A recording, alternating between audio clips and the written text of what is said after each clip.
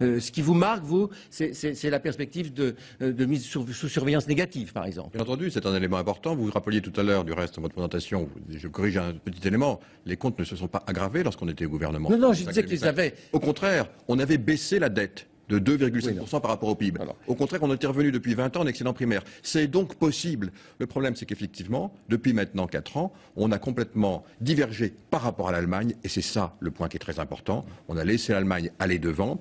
L'Allemagne est maintenant clairement dans le cockpit de pilotage de la politique économique européenne. C'est ce qui va changer beaucoup de choses. Vous le disiez tout à l'heure, la France est par ailleurs sous perspective négative. Ça veut dire que dans les 100 jours qui viennent, S&P va avoir la possibilité de réintervenir sur sa décision, éventuellement avec la décision peut-être de revenir sur une nouvelle dégradation. Donc nous sommes désormais sous une surveillance très étroite. Qu'est-ce que ça change pour vous, patron d'entreprise? D'abord, en tant que patron, ça ne va rien changer à partir de lundi. Ne vous attendez pas à ce qu'il y ait des mouvements sur les taux d'intérêt lundi. C'est déjà, comme l'a dit Serge Dassault, c'est déjà dans les cours. Ce que ça va changer par contre, en revanche, c'est d'un point de vue politique. Le vrai impact aujourd'hui, dans l'immédiat très présent, c'est l'impact politique. Ensuite, il y aura l'impact économique. L'impact politique, c'est que désormais, tous les candidats vont devoir revoir leur programme à l'aune de ce qui vient de se passer. Tous.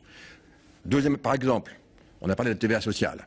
On ne pourra plus, désormais, la TVA sociale ne peut plus être mise en œuvre. Je suis absolument convaincu qu'il n'y aura pas un député, un sénateur qui pourra la voter en tant que telle, tout simplement parce que nous avons une poche de 5% aujourd'hui d'augmentation de la TVA, on y reviendra dans un instant, qui peut servir éventuellement d'airbag pour éviter que la France ne diverge par rapport à ses objectifs. Et je pense qu'aujourd'hui, sous dégradation et sous perspective négative, ce sera un problème extrêmement important. Il faut le préserver, faute de quoi on risque effectivement la dégradation. C'est un élément tangible. Le dernier élément, c'est évidemment la convergence budgétaire et notamment la fameuse règle d'or qu'il faudra bien finir par mettre sur pied. On verra à ce moment-là s'il faut la faire en 2016 ou en 2017, comme dit Nicolas Sarkozy ou François Hollande, ou peut-être décaler un peu pour avoir la possibilité d'éloger des mesures de croissance. Donc, mais pas d'impact sur la vie quotidienne. D'un point de vue macroéconomique, je pense qu'aujourd'hui, lundi, mardi, mercredi, on ne devrait pas voir trop d'impact parce que c'est déjà anticipé. Oui, en revanche, qu'est-ce qui va se passer dans les 100 jours? Ça, c'est une question sur laquelle il faudra discuter. La TVA, si on garde cette réserve pour éventuellement baisser le déficit, ce qu'ont fait les Allemands du reste en 2007, on appelle ça TVA sociale, c'est pas vrai.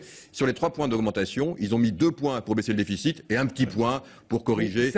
Est-ce que les Français en s'en rendent compte? Bien entendu, parce que, hélas, on a dit aux Français il y a 4 mois que si on perdait le AAA, ce serait une catastrophe nationale, on perdrait le Trésor national, etc. Et donc aujourd'hui, on ne peut pas leur dire qu'il ne se passe rien. Donc les Français, c'est un peuple intelligent. Il entend ce qu'on lui dit, il voit les choses, il a donc compris qu'il s'était passé quelque chose de grave. Et en d'autres termes, qu'aujourd'hui, le 14 janvier, le 15 janvier, c'est un monde nouveau qui s'ouvre à nous.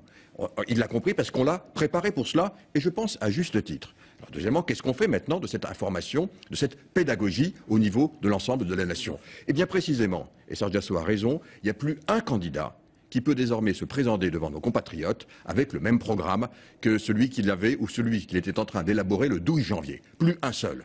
J'en ai parlé pour la TVA sociale, il est évident que François Hollande va devoir revoir sa copie, c'est une évidence, y compris du reste François Bayrou.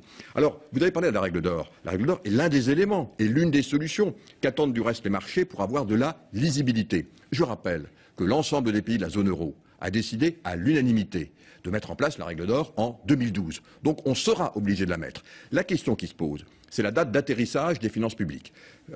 Nicolas Sarkozy a dit qu'il s'engagerait au nom de l'UMP pour 2016. François Hollande pour 2017. Je pense à titre personnel que c'est trop court. Et je pense que quand vous lisez bien le communiqué de S&P, il indique qu'il faut indiquer et glisser des mesures de croissance. C'est-à-dire que je pense que l'une des conséquences qu'on va voir très prochainement, dans les semaines qui viennent, c'est que chacun des candidats va devoir sans doute élargir son atterrissage pour rendre possible la possibilité d'y loger les réformes structurelles très profondes que le peuple français va devoir accepter. Et pour ça, il faudra un peu plus de temps. Je pense à titre personnel que 2018 ou 2020, c'est un bon atterrissage pour pouvoir faire vraiment les réformes de fond que vous appelez de votre